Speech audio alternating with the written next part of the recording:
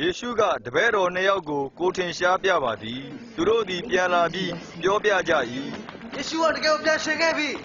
ရှင်မို့တော့တွေ့ခဲ့တယ်တဲ့လမ်းမှာတော့ကမမှတ်မိဘူးငါ့ကိုဖဲတော့မှသူပြမှန်းသိတယ်အေးမောက်လမ်းမှာလဲခရီးတောင်အတူတူသွားခဲ့သေးတယ်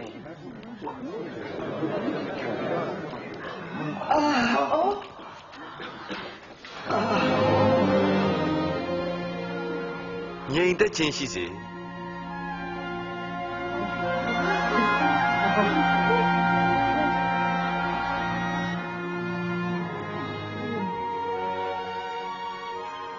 ဘာကြောင့်စိုးရင်ကြလဲတန်တရားစိတ်တွေရှိနေကြတယ်လေကြည့်ပါငါလက်ငါခြေတွေကိုကန်ကြည့်ပါကန်ကြည့်စမ်းကြည့်ကြပါတုံးလုံးချောက်ချခြင်းမရှိနဲ့ငါဟာတင်းတို့မြင်တဲ့အတိုင်းကိုင်းတွယ်စမ်းသပ်လို့ရတယ်တစေဆိုကိုင်းတွယ်လို့မရဘူးငါအရှင်ပြန်ထမြောက်ပြီ